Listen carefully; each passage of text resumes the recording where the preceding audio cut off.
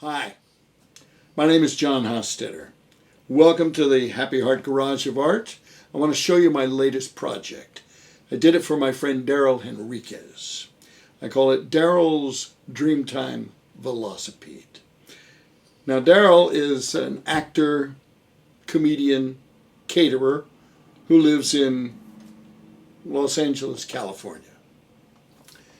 We met working on the set of Kevin Costner's movie No Way Out. We were nondescript CID agents running around trying to find him. He also worked on several of the variety shows I used to do at a little theater in my neighborhood. His wife, Brenda, wanted to give him a birthday present. Now, Daryl's always been one of those guys who says, well, I don't need a present. You're the greatest gift in life. Until he saw a picture of a horseshoe crab shell that I had painted in the Dreamtime style of the Australian Aborigines. Well, a desire to have me paint a bicycle popped into his noggin, and so began what has been a 6-month journey. I put him in touch with Dan and Dusty over at the Bike and Kayak Shop, and by a wonderful coincidence, Dusty had a vintage Fausto Coppi bike frame and forks. He'd been saving them for a project just like this. Now, Fausto Coppi was arguably the best bike racer of the 40s and early 50s, and his line of bikes have a certain cachet, so this was a pretty sweet find.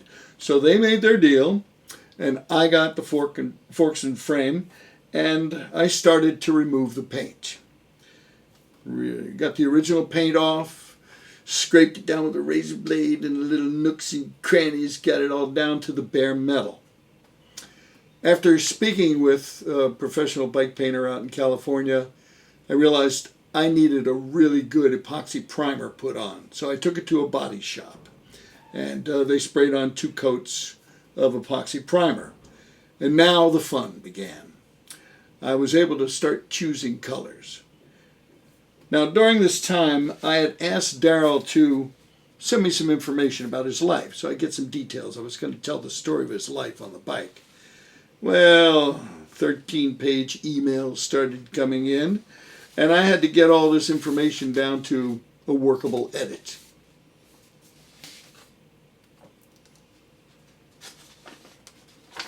Well, I did that. I got it down to a workable edit, and I started to imagine the layout on the fork and frames, and I chose the background colors representing where he was born, where he had lived, his personality, his family, and used a connecting color to signify his comedic genius.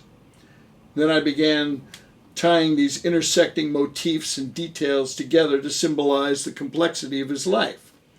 It's a kind of a psychochromatic template that guided me. Okay, well, enough of that mumbo jumbo. Let's take a look at the finished product, all right? Well, that was it. Daryl's Dreamtime Velocipede. It was a challenge. It was a groove. I'm glad I did it. And I'm glad it's done. All right? I'll see you next time.